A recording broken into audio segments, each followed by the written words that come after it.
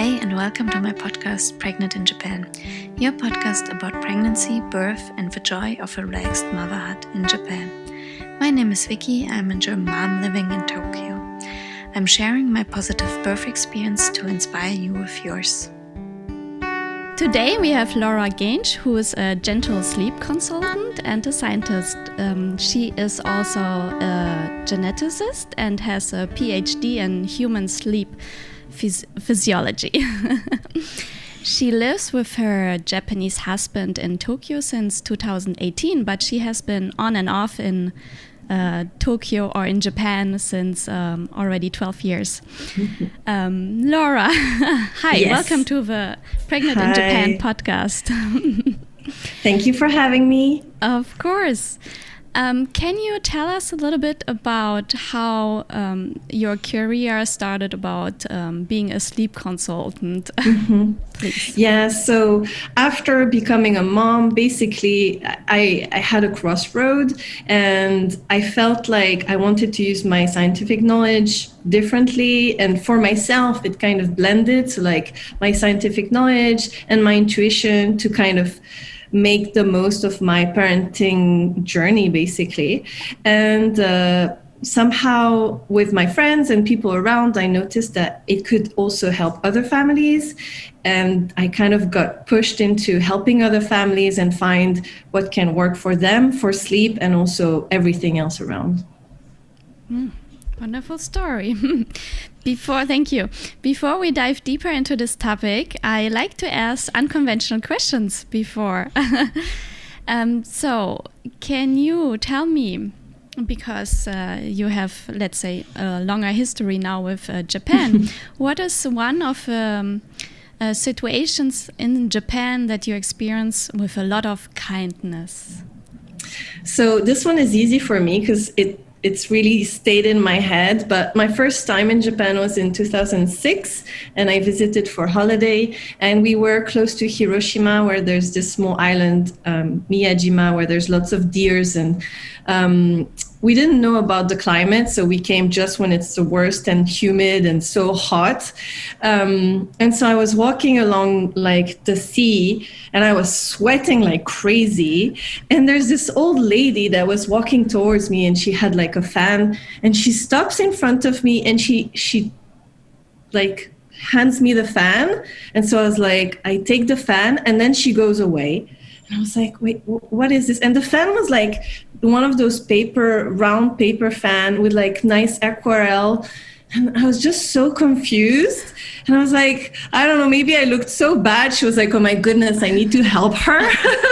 To help this foreign lady. Yeah, exactly. But it always stayed in my mind because it happened more recently where a guy stopped in his car and handed me an umbrella because I didn't have an umbrella. And I'm just always like, I don't know, sometimes they are so surprising here, and I love it. Yeah, that's why I picked this question, because I encounter so many situations with so much kindness. And the umbrella story happened to me too. Oh yeah? Okay. Yes, I was caught in the rain and with my newborn, and oh my goodness. Actually, yes, but I was okay. She was not crying, and I was under a roof, so I'm relaxed now. When I have to wait somewhere, I'm just relaxed. I'm doing some mental exercises or whatever. So, but a guy came up to me and he handed me his umbrella. So. Oh, that's lovely. We are lucky here in Japan, huh? But there are always nice people everywhere in the world. Yes. Then the second question, I know it's a stereotype. That's okay. It's okay. Because you are French, yes. Do you prefer baguette or ramen? Yes. So the great question, and I kind of get asked this often, but if I have to choose between the two, so baguette and ramen, I would choose baguette because it has this nice crisp. But if it's udon instead of ramen, then I'm all for udon. Like I can have it every day.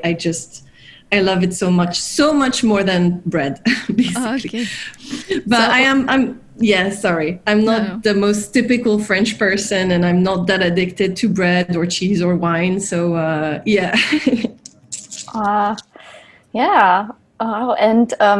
So udon is slightly they are a little bit thicker, right, than ramen. Yes, and it's very chewy. I love chewy. So like udon, mochi. I love mochi. I love konnyaku. So you know this kind of, it comes from a vegetable, and it's like you can have it in soup, but also as sweet jellies. It's really chewy. I love it. I'm obsessed. And it's also vegan, isn't it? Because it's without egg. Yes. Okay, thank you. Okay, let's get started with our topic. Yes. So I know, because I read your CV. You studied basically all over the place, like in Boston, Melbourne, Paris, Switzerland, Japan, and even in Italy, right? Yes. When were you inspired to launch the idea of Science for All Women? So it really started with me. Like in general, as a researcher, it was more kind of, let's say, selfish. I really like to learn things just for myself. And so I found out I had hormonal issues, and I knew that I needed to find out more about it for myself. I got pregnant, and I knew I was at high risk for miscarriage. And I didn't know I would be lucky enough to go through my first pregnancy all well and safe and have my baby. And I kept studying, and every time it was really more and more obvious that the society is so patriarchal and male-oriented. And even though half of the population can carry children, there's so little interest in pregnancy or women in general. In one sense, I can't criticize too much, because research is really hard. You need to have a sample that's homogeneous as much as possible, but it means that in a lot of cases they're going to study male over women, in part because of our cycles. So for example, if you need to study humans, you will have to, if you study women, you will have to manage to have them come in at a specific time in their cycle, and all the women around the same time in cycle. So it is complicated, and I get it in the practical point of view, but also it's really shocking that there's not more efforts to find out more what is going on with women. And that means that a lot of research findings are not applicable to women. And let's not even get started with the problem in racial diversity in research. And so one of my biggest shock was about morning sickness, where I was like, wait, I mean, almost every woman who's pregnant has morning sickness, right? So it has to have some biological root. It's not possible otherwise that it's so common, right? But there's nothing about it, like no one talks about it. And I find it so shocking, because if you think about it, if one researcher just connects with a few gynecologists, we do blood tests all the time. So you need just a few consents, and we could probably find a common ground and know which deficiencies are the most common. So I know that for myself, it was actually sodium. So I didn't have enough salt. And that affected me, because it happened twice in my pregnancy, and I kind of guessed, and I was like, I think I feel a bit like I used to feel. And then it was the sodium again. And I'm sure that there's only a few possibilities that make that. And so what I want is really to give the power back to women with information, because I know that that's what can help them most to decide what we want to do with our lives. And I really want to help young women decide if they want to take the pill or not, be aware of their hormones and their sexuality, the pregnancy, the postpartum, and even the menopause. I just want everyone to have access to these information in a simple way that they can understand. Yeah, that's the thing also about research. When you are not like say a biologist or geneticist, it's not always so easy to understand it if you don't break it down in simple sentences. Yes, exactly. And I think that's probably one of my biggest quality. Like, I'm not the most clever person. Like, I'm not the kind of person who's going to read or hear something once and I'll remember everything. But I know that I am really good at explaining things. So I'm really good at making something complex more accessible.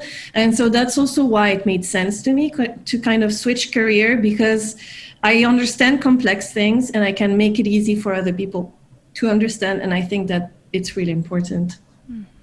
Great quality. And now I have to come back to this cycle or period you were talking about. Yes.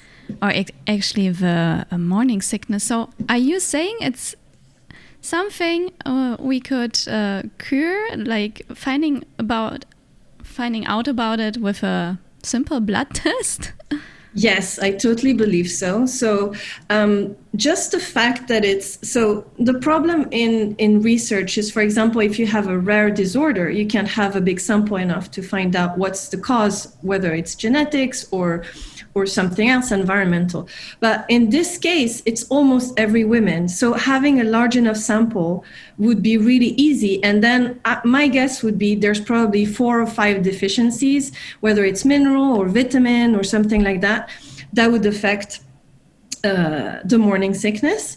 And then if we find out which one they are, then it would be much easier to find a way to help women with that. And especially in the time when you cannot, some women, most women decide not to talk about their pregnancy. Mm-hmm. So you have to hide and feel really bad, and really sick, and I don't know, be on the transport or work and whatever.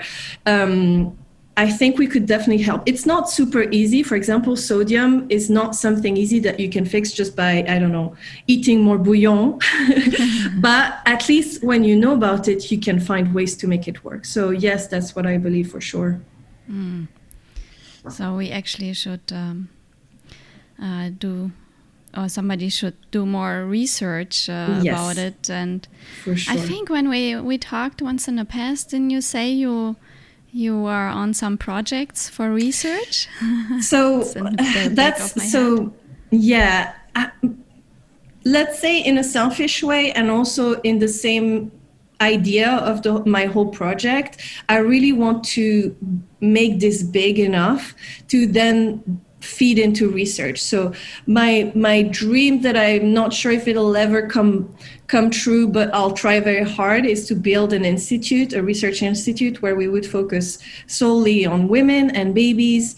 And I would definitely do that if I could, have enough connection and connect with gynecologists. And I would start with the morning sickness, because it's just it would be so easy. It would be so easy. And that's why it's frustrating.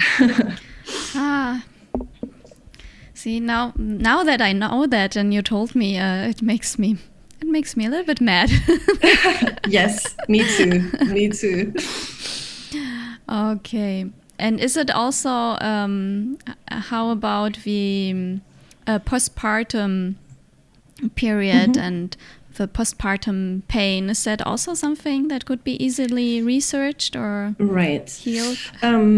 So first of all, I think that we are really brainwashed into thinking that feeling bad when you're pregnant or after pregnancy, after delivery, that it's normal that you're in pain or uncomfortable, and that, and to some extent, yes, your body's changing forever. It's never going to be the same. But also, I feel like if we could really shift the mindset and be like, yeah, there's some discomfort, but there's lots of those that we can work on. So I know that I really regret not going to the osteopath when I was pregnant, just because I had back pain, and back pain is common in pregnancy. And it's like, oh yeah, you have back pain because you're pregnant. But I know that then I had problems with tailbone after delivery. And I feel like if I had worked on it before, it could have really made a big difference. So I think that during those times, we need to really assess ourselves and trust ourselves, which is true for actually even after having a baby. You need to trust yourself and know that you know better for yourself and your baby. But if there's some discomfort that you feel is really hindering your life, you should definitely go see someone and find someone who listens to you and wants to help you. Because I'm really against this idea that, just because you just delivered, you're supposed to be in pain. It's just shocking for me, especially when you think that delivery is kind of a surgical thing, and it's the one surgical procedure that you're not told anything about. If you go for appendicitis, they're going to tell you every medication they're going to use, every kind of possibility that might happen. But when you're delivering a baby, it's like, oh, the doctor will decide. I'm simplifying here. And again, I really want women to take back the choice and take back the power and have decide what they want to do with themselves and their bodies. Yeah, take it in their own hands and also to educate themselves. Yes, exactly. I also feel it's essential to know not only about pregnancy or giving birth, but in general, it's your body. It's the one body you have. Yes. So yes. It's just advice to take care of it. It's doing so much work for you.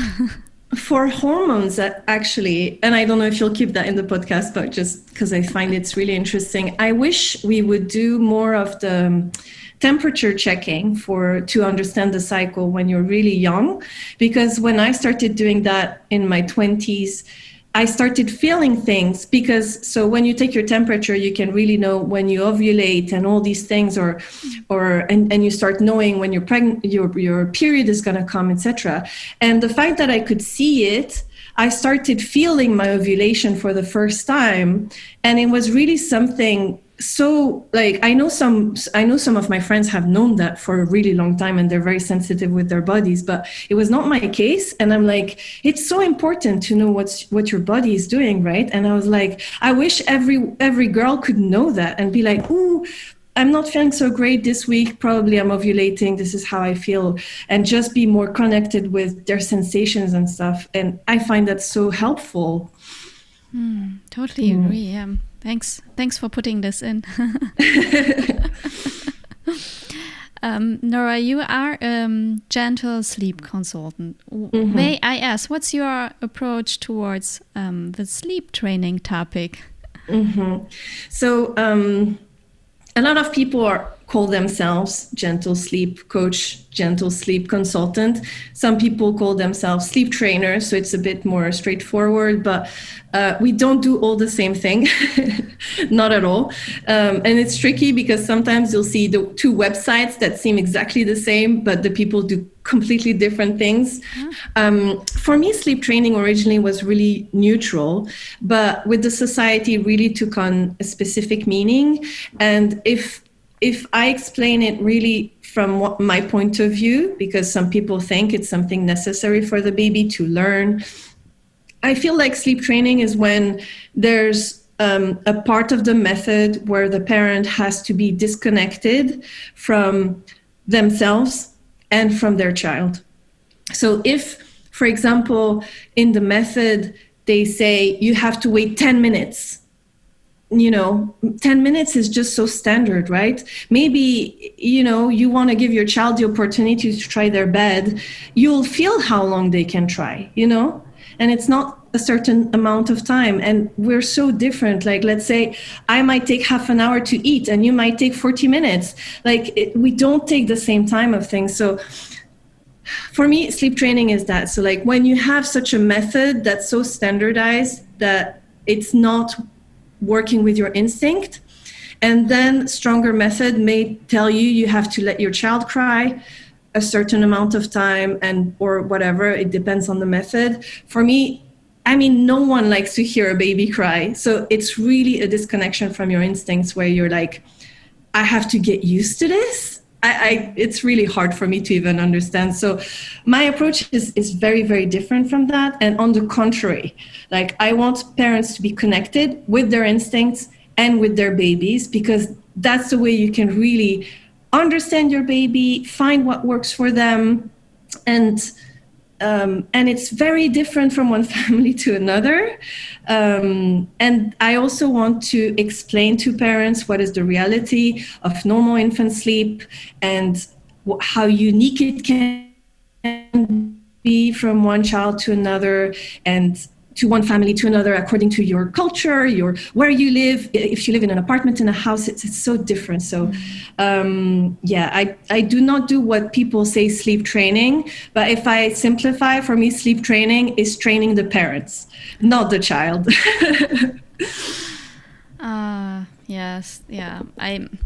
I was thinking about when our daughter was born. That was the first time we were thinking about the sleep training method, and actually, it's a method I think from the 80s. Probably I think it's known as the Ferber methods, right? From the mid 80s or something. Yeah.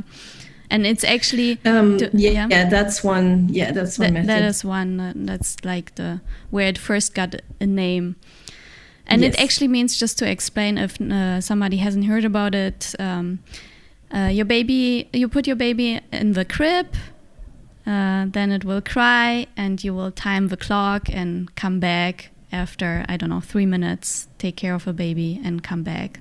That's the Ferber method, I think. And I guess meanwhile there are some variations of this and so many mixed, but I think this is like, let's say, the conventional one. Yes.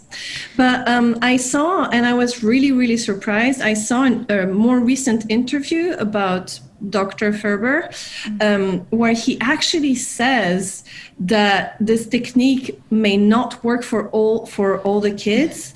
And this is so important because in a lot of cases, a lot of clients that I have highly sensitive children, and highly sensitive children feel everything much stronger, right? So it makes sense that these kind of techniques would work the least on these kids. And he was actually saying that. And that means that basically sleep training works, at least in appearance, on the rare easygoing babies, basically.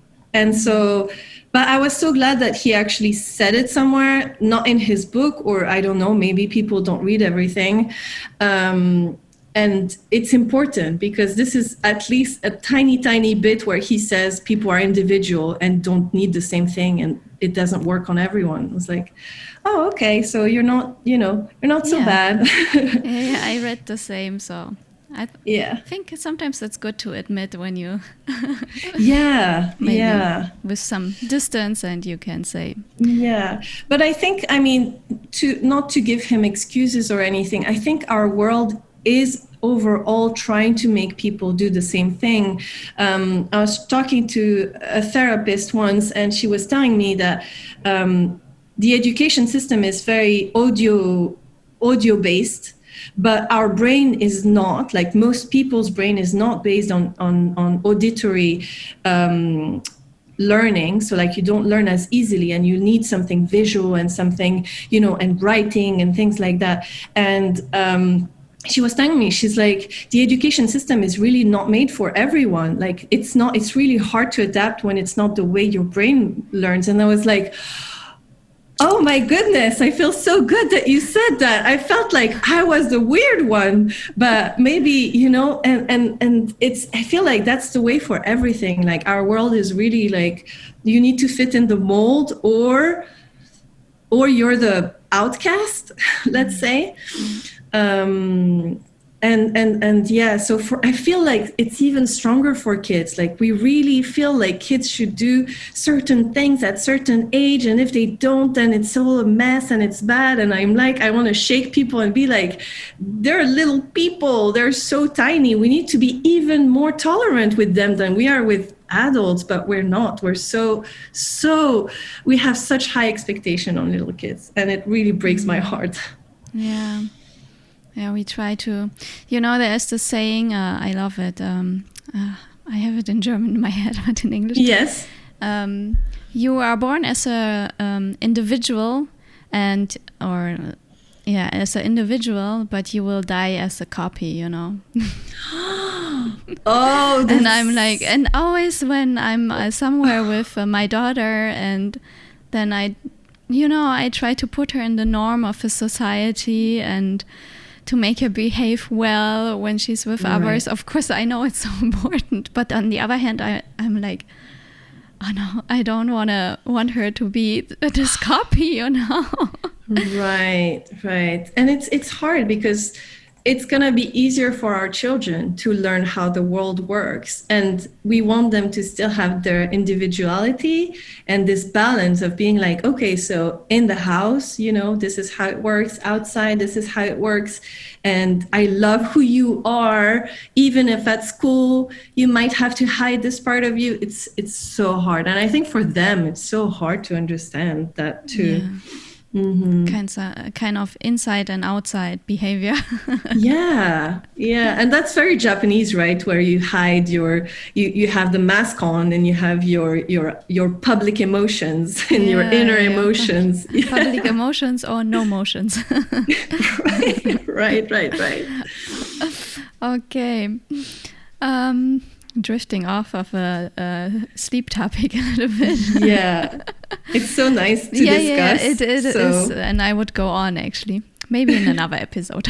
For sure. Can you explain, please, why the sleep topic is so important? Well, for you, we know already a little bit, but also for parents in general. Right. So for me specifically, I've been passionate about sleep since as long as I can remember. I find it so interesting how it works, how your body kind of turns off, but it's like helping. Like I just love it. And just so you know, we sleep for like a third of our lives. Like people don't really notice, but it's that important. And that's also why it's so important for parents, because they need even more than non-parents to have the rest and feel refreshed in the morning. But it's really hard because, as we were saying, you're told a lot of different information.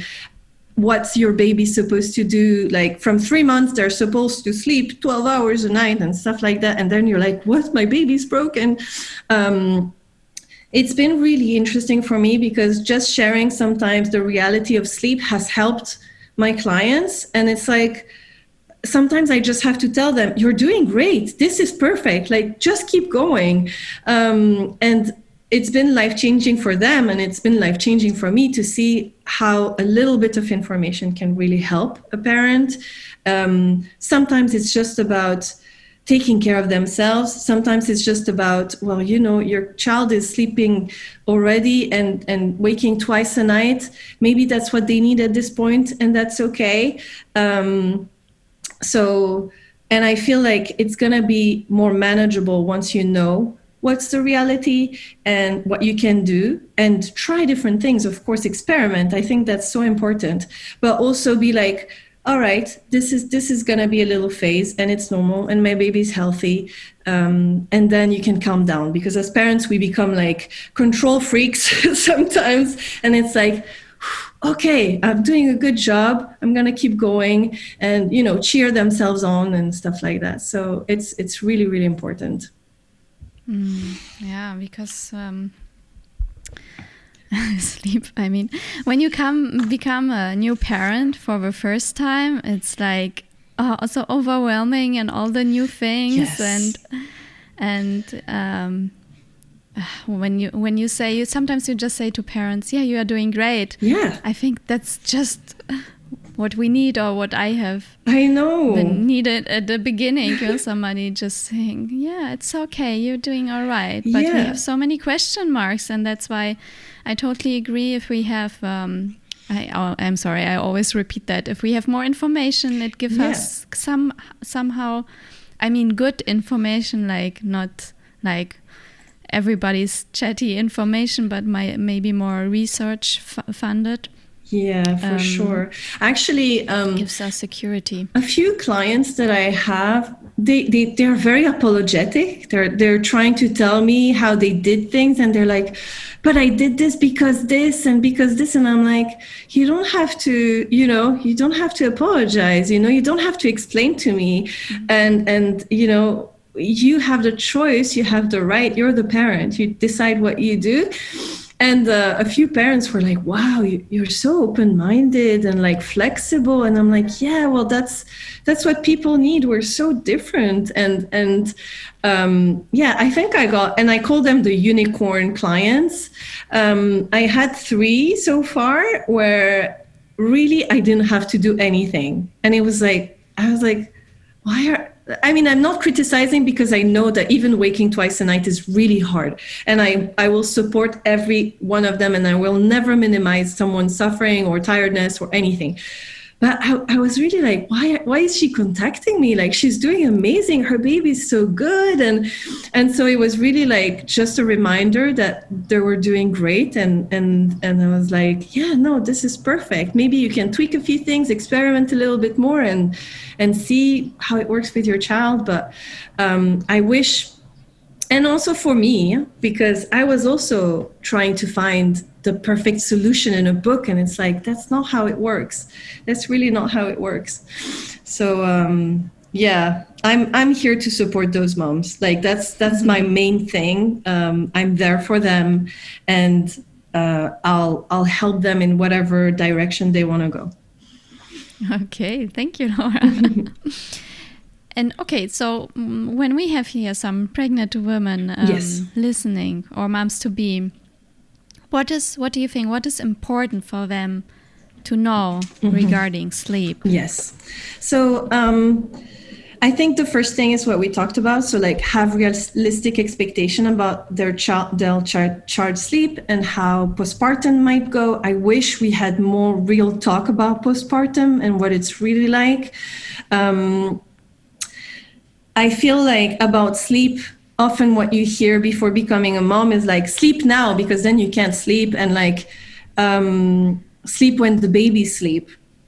But it's so different according to individual. And that's also what I want people to know. Like, you won't know how to adapt to your child until you meet them, because it is nature and nurture. They come with their own preferences and their own sensitivity and stuff like that.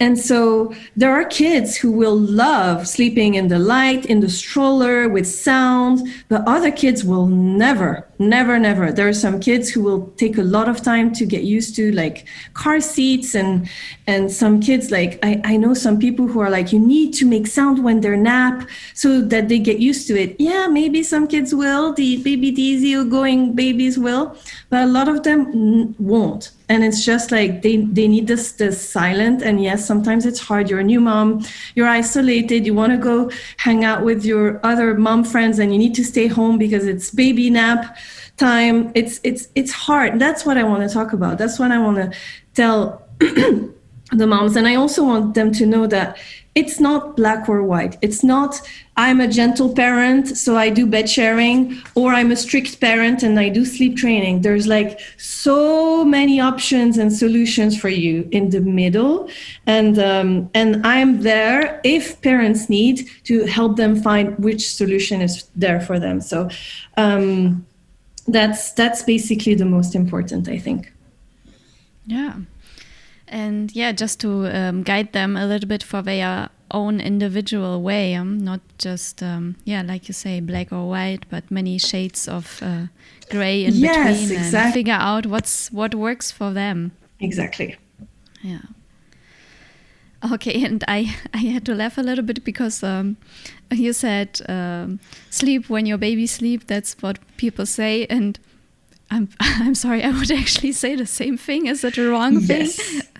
No, so that's the thing. But we don't think about how it could work in reality. And that's also why I want to help moms to understand how that works, because that's very nice. But how do I do that with a newborn? Maybe a newborn sleeps all the time, right? And you want to sleep all the time. But when do you, if you don't have food in your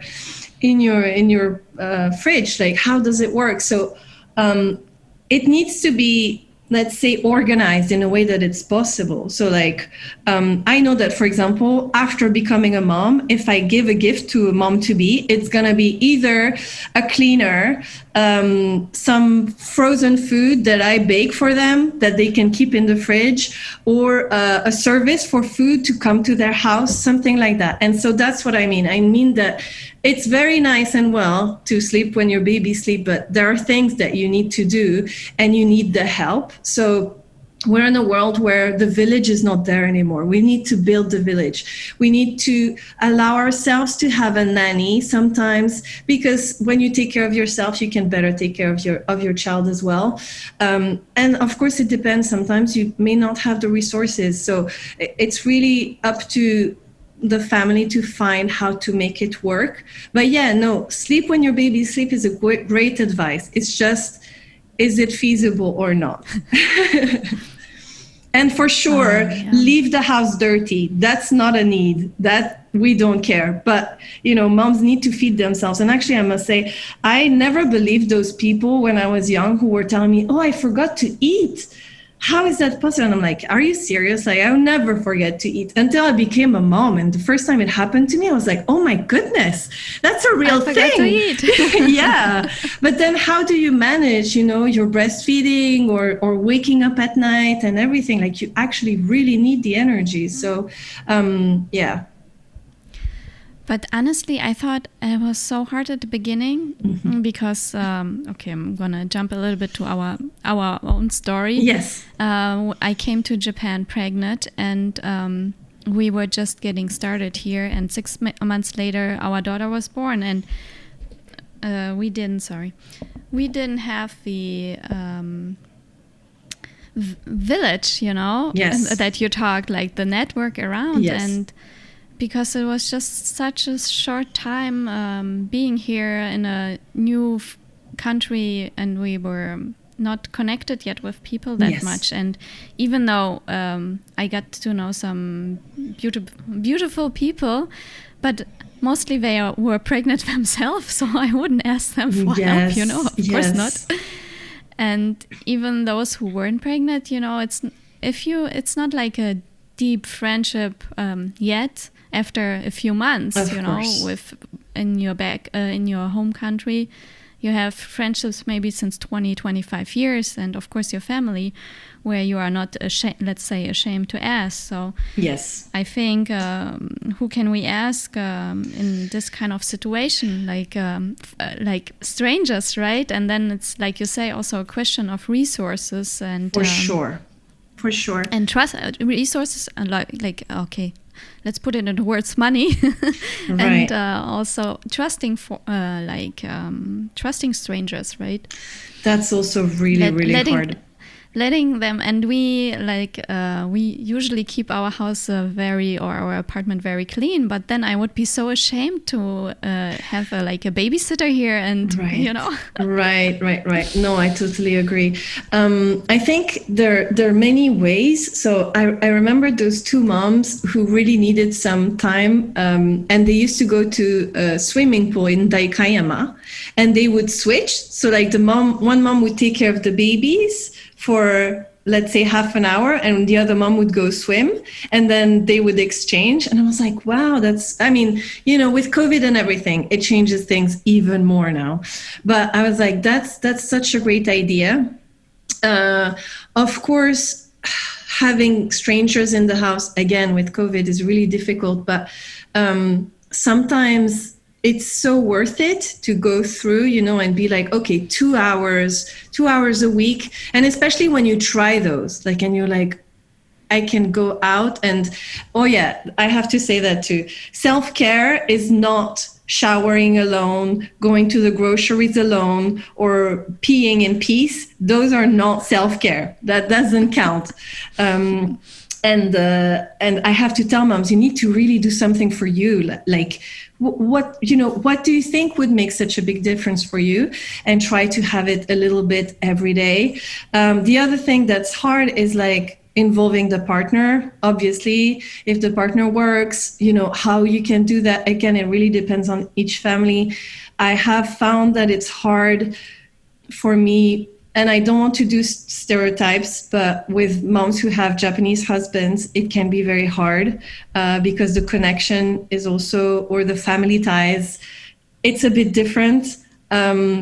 But it's crucial. It's so crucial to have an involved partner, because, we say the dad works and the mom is at home. But the first time the dad spends a whole day with the baby, I can tell you, they're going to say, it's easier for me to go at work.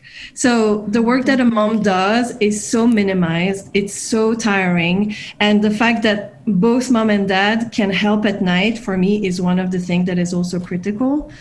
Yeah. And then again, depends on the friends you make and stuff like that. But sometimes just being with other moms, like for example, when I go to meetings, sometimes I go to La Leche meetings or something, I always try to take someone's baby. And I'm like, you know, if you're comfortable, I'll take your baby for a minute, you know, you need to have your space for a second, just something like that. And that would be good also for non-parents to try, you know, and be like, oh, she's with her baby all day. Maybe I can take the baby for 5 minutes. And it's such a huge difference for parents. So, yeah. You are a saint doing that. Well, I like babies, so it's not a problem for me. And you know, that's something I really think, okay, for me, yes. Again, I talk about my experience. You only know how much work it is. Yes, when you are a mom. Yes. I remember when I didn't have a baby yet, and there was another lady in Germany who had a baby, and they had a dog before. And then she just gave the dog to somebody else. And I was like, why is she doing this? She's all day at home. She doesn't have to work. It's just the baby. Why can't she go for a walk with the dog? She anyways can go for a walk with the baby.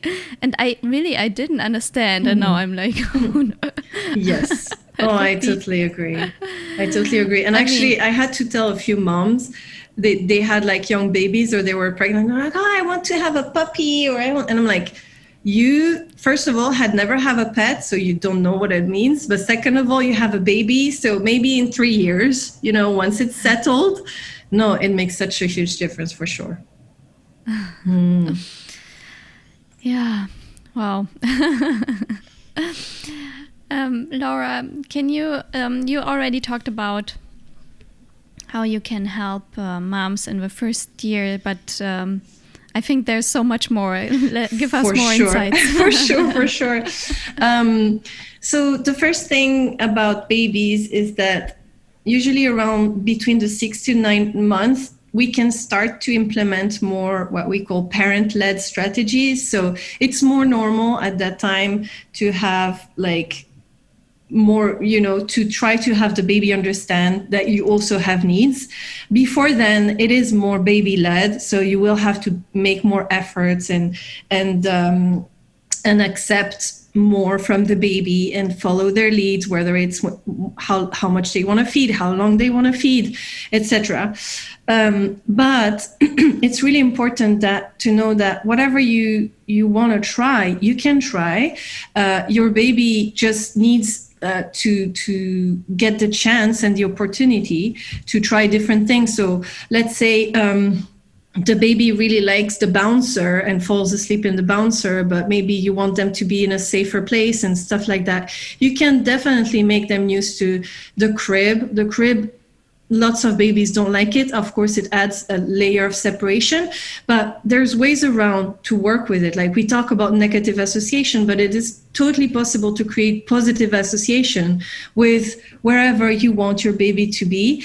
There are some houses, like some people live in small apartments and they can't baby-proof the whole space. So it makes sense that the crib may be the best for the baby to sleep in, for example.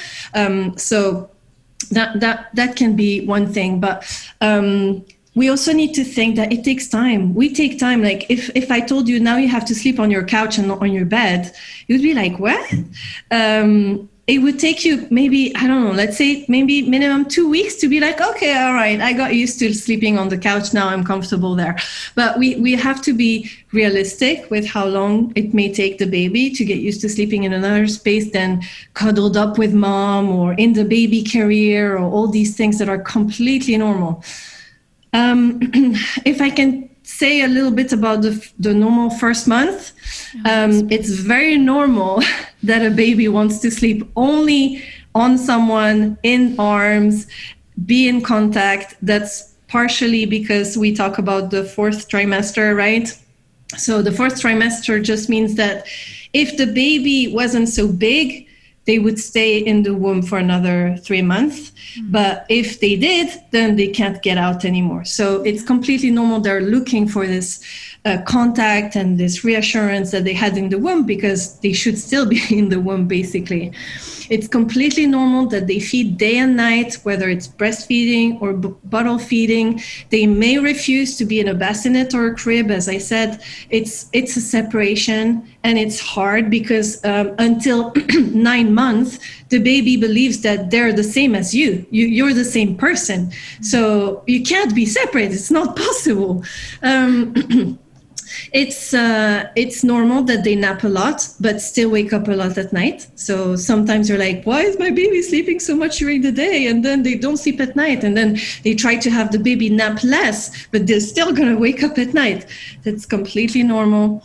And they may be very awake in the middle of the night. That often happens with milestones. So a lot of the time the baby learns something new and they're like, ooh, I know how to do this. I'm going to practice. And they do that in the middle of the night. Yeah, exactly.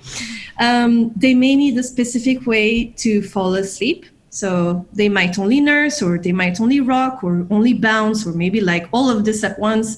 I always tell parents that it's really great if you can have different ways of making baby fall asleep, because it will always be easier than to try something else. Because if they have only one way, we can work on making them get used to another way, but it will always be slightly easier if they already fall asleep in different ways. And for a new mom, what's normal? Well, to be overwhelmed, for sure. Aren't we all? I mean, my daughter is 6 years old and I'm still overwhelmed to this day. Sometimes we might feel resentful towards our partner. Like, you woke up 10 times and then the partner wakes up and they're like, oh, they slept through the night. And it's like, are you joking? Like, seriously? It's normal to feel like you have no idea what you're doing, and you're trying and you're not sure, which is why it's good to have people like around you. Find people who validate you, find people who experience the same thing. Like, I don't know about you, Vicky, but I used to be the person who's like, mom groups, like, seriously, that's not my thing. But then when you become a mom, having these people who go through something similar is so reassuring, and it's so needed. Yeah, exactly. It's normal to have the baby blues to some extent. If it's too strong, I would definitely see an expert for sure. It's normal to struggle with breastfeeding if that's what you choose to do. And I would recommend any breastfeeding mom, or even actually everyone, bottle feeding or breastfeeding, to talk to a breastfeeding consultant. I don't know that many people know that, but breastfeeding consultants are experts in nutrition, so they can work with bottle feeding moms as well. And what can we do about all this? We can help the baby nap, find what works for the baby, whether it's the carrier, the stroller, or if they need darkness and they need to be in their bed or in your bed. If that's an option for you, bed sharing can really help, because it can help you to get more rest and not go up and down, up and down, up and down all night.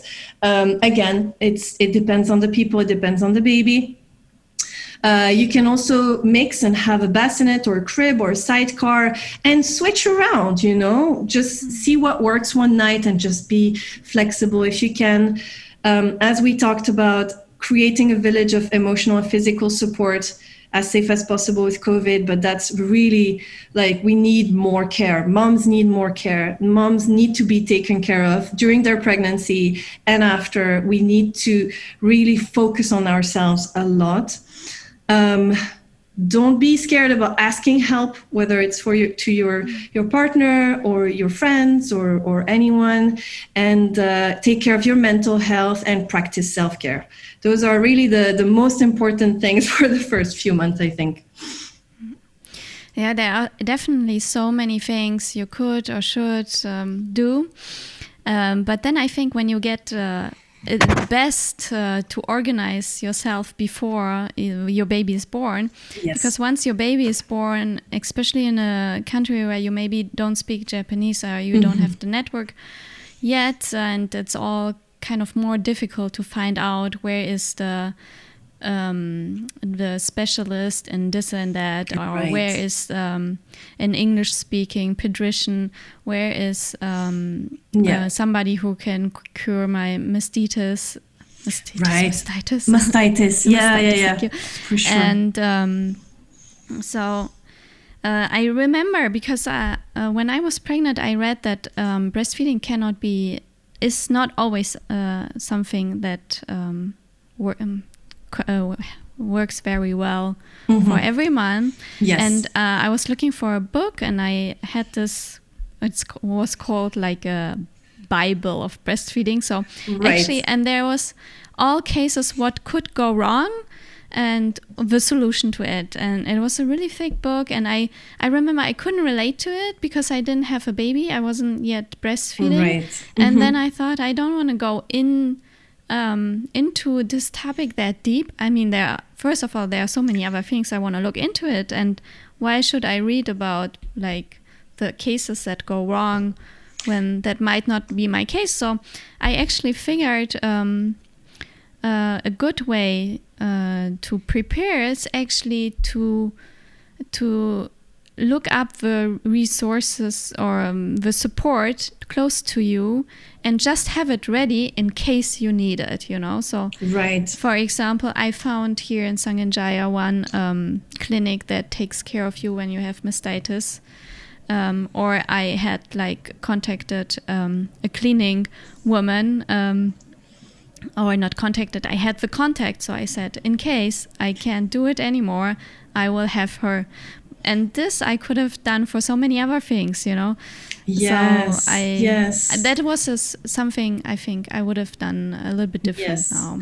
I think that, and especially, I mean, I'm starting to have quite a large network of experts now in Tokyo, and I'm really happy because I can really point towards people that I trust and often worked with for myself or for my daughter.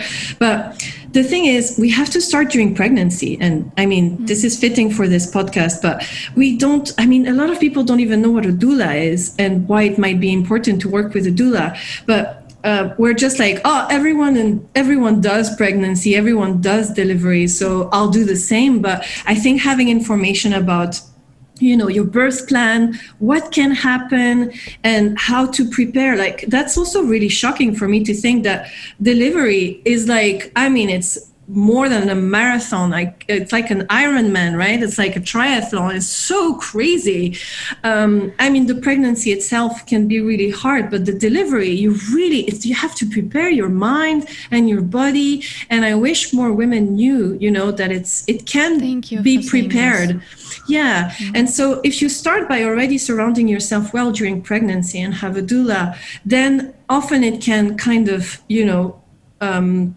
have the reference straight off of that, if you continue having the support of the doula, then the doula might say, okay, maybe you can see this person.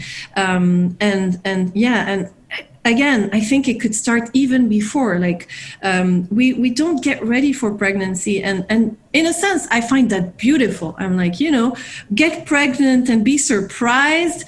That must be the best feeling. Like, I was not surprised. I was, working with my hormonal issues, but be like, not, you're 3 months pregnant. You're like, what? Oh my goodness. I dream of this. But maybe it's good to go to your doctor before being pregnant, check on all your deficiencies and whether your vaccines are still good, because maybe you can catch rubella or whatever, and that's not great when you're pregnant.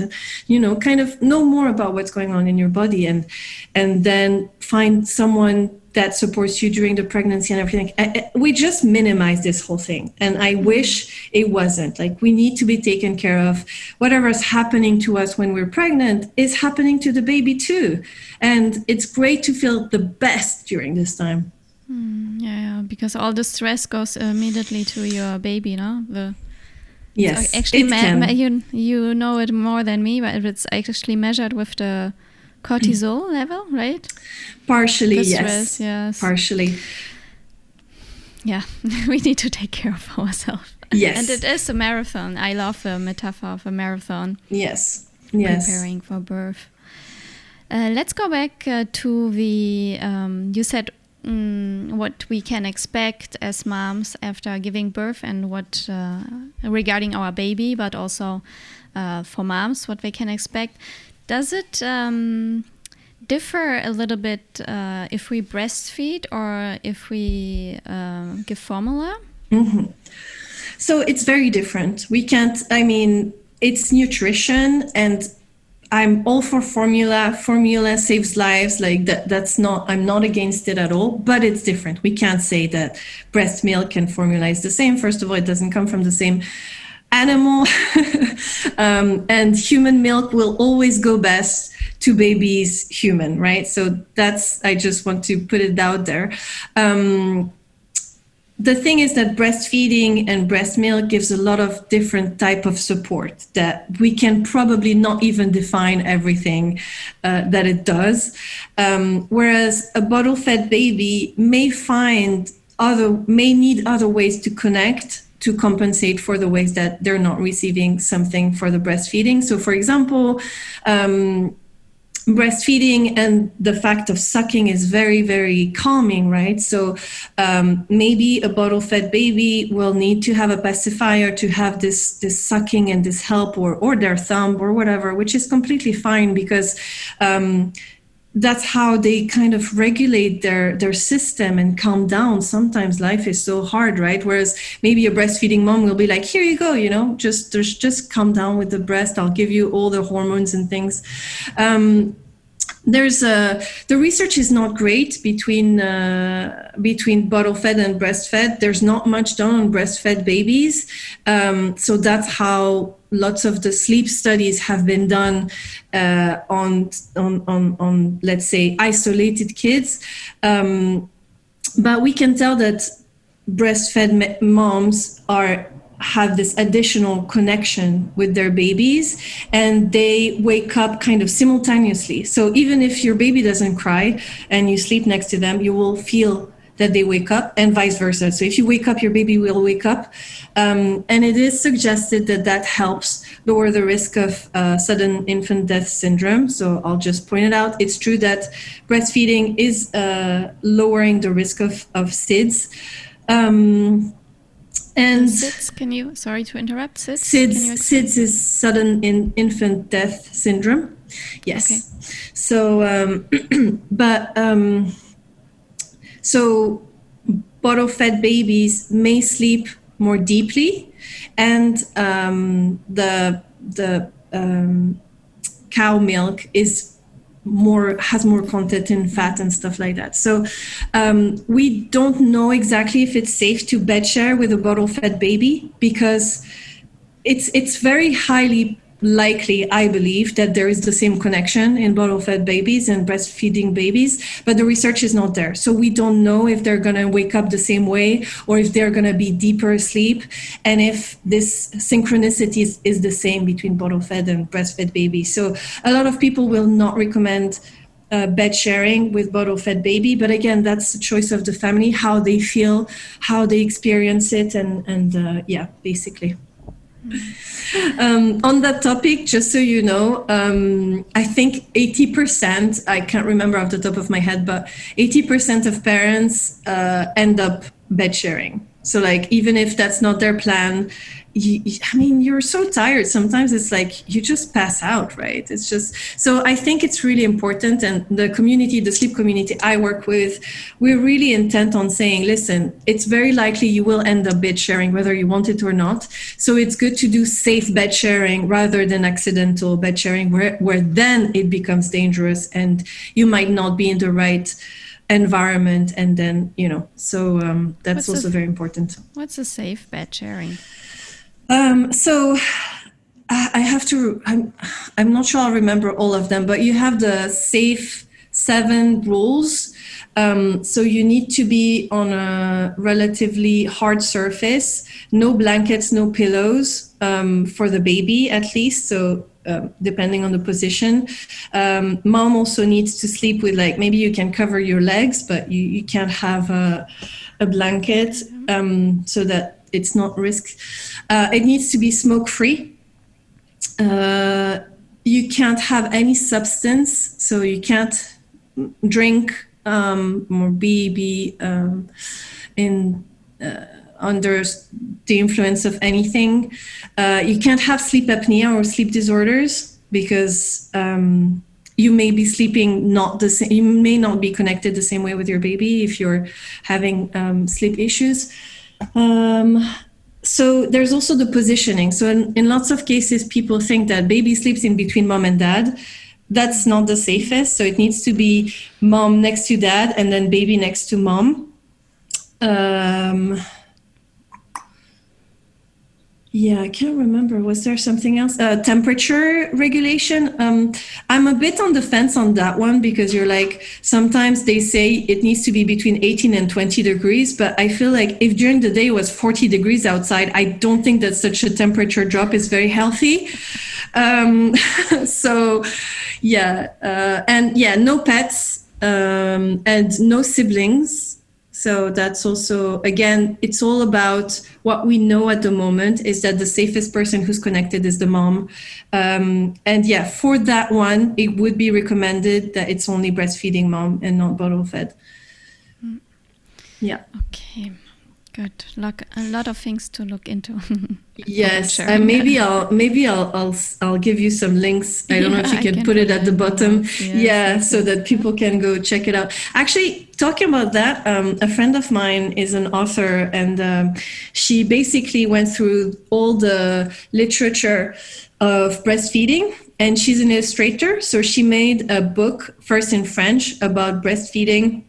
And it explains everything. It was really like what you were saying, like the Bible, but like kind of simplified with drawings and things like that. And she recently had it translated in English. Ah. Do you have it here? No, I don't. Put the name in the notes. So I don't know if I can show it on the camera, but this is her Instagram account. It's called the Sib. CIBB, because it's called the Completely Illustrated Breastfeeding Book. And yeah, her account is really great, and she supports everything about that. I think that's a really great resource for breastfeeding moms. For sure, we'll put it in the notes. I have to keep track of what we need to put in the notes. Yeah. Safe. Yeah. We covered already a lot. Yes, Laura. we did. Maybe a few side questions. Do you also consult in nutrition, or is it a little bit off topic? So that's a little bit off topic, and I always want people to know that if it's not my expertise, I'm not going to say things that I'm not certain, about. But I also like to have this service where if someone wants a research on a specific topic, then I can do that for them and give them the science about it, whether it's nutrition or maybe vaccines or things like that. I'm happy to do that kind of stuff, and that's more of research, so I really like it. It's like I go dig a little bit and gather the information. So I have helped in the past a mom with more like preeclampsia to know about the risk for a second baby, and like nutrition and weight gain during pregnancy and little things like that as well. Yep. Okay, awesome. Okay, now I would like to know if we want to start a consultation with you, because I think it's really worth it with all that you know and with your approach. How does it usually look like? So I like to get to know people, to know whether we're a good match, because I know that my services are specific to certain families. And like everything, we're very unique, so my approach may not work for everyone.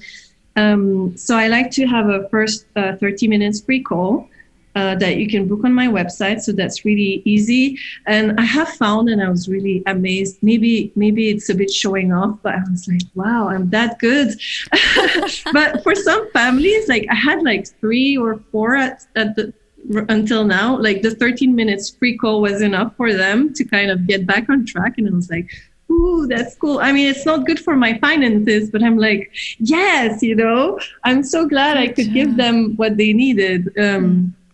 So if people want to go further, then I will send them a very thorough intake. And usually at this point, there's no payment, because sometimes people are like, ooh, no, I can't do this intake. And I'm like, okay, drop out. There's no problem.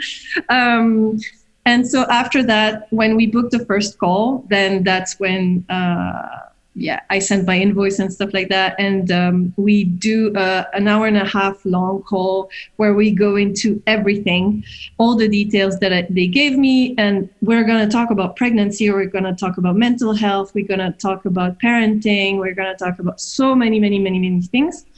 I often give referrals to other experts. I'm very, very proud of my network in Tokyo. I think it's really another part of my worth, because like, I know a great pediatrician that I have tried, that some moms don't have really hard problems, but they go there and they're like, oh my goodness, she actually listened to me and heard what I had to say. Because sometimes in Japanese clinic, it's like, you have 2 minutes, you're not touched, you barely can say what's the problem, and they barely listen. So I'm really happy to refer to people that I trust and I know do a great job.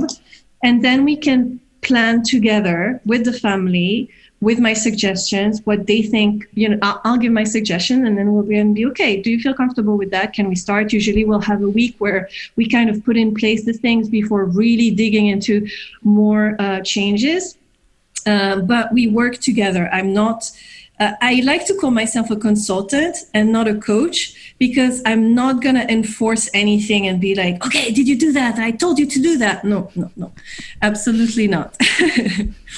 So not more stress.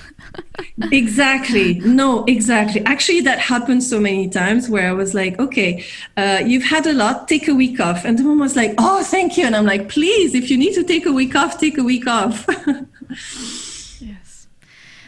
Now I got, you said so many things I got curious about. Yes. For example, the pediatrician, is he English or she English speaking? So I'll put it in the list so that you can put it as well. So she's Japanese. She works in Akasaka. So it's the Akasaka Family Clinic. And so she speaks English and Japanese. But what I really like is that she more has an approach like a naturopath.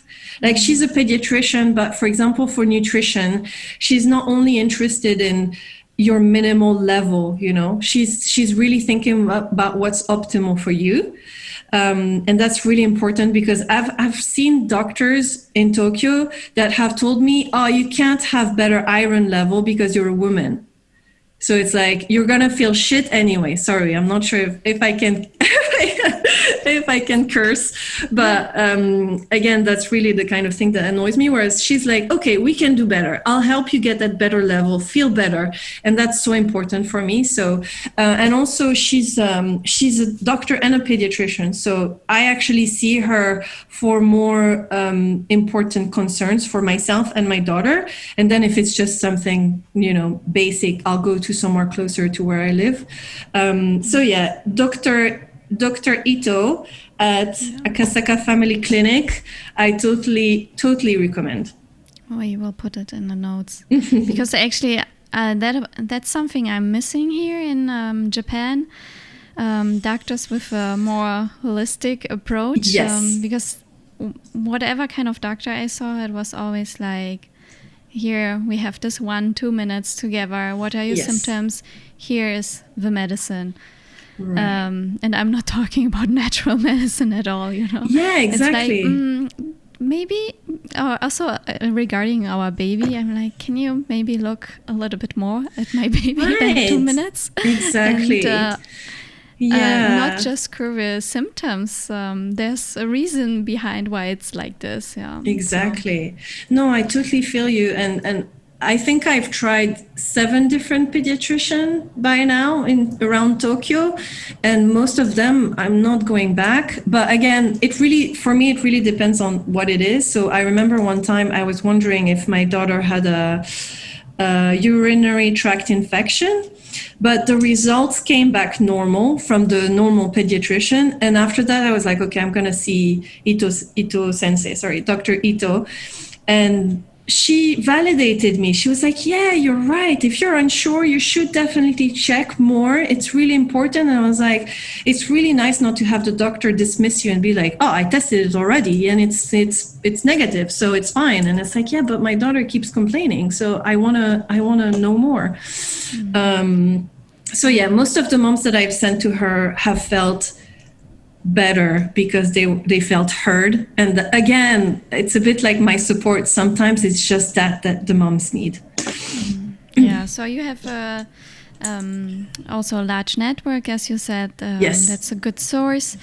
To contact you, it's best via your email. Yes. Which email or website, which I will also put in the notes. So perfect. We get it all right.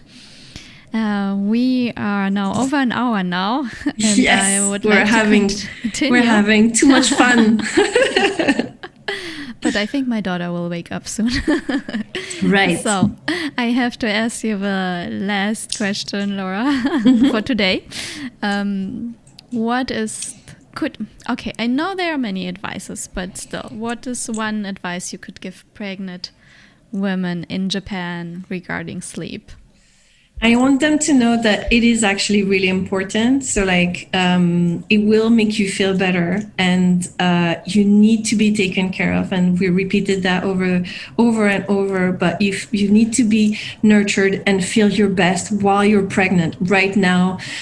So if you can let go of some task, do it. Just really, it's huge, and we say, you're growing a life and stuff. It's really, really big what you're doing right now. And I really want pregnant women to focus on themselves and their needs for themselves and for the baby. The best they will feel, the best the baby will feel. It's giving you better success probability for your delivery. And I know it's hard to sleep when you're pregnant.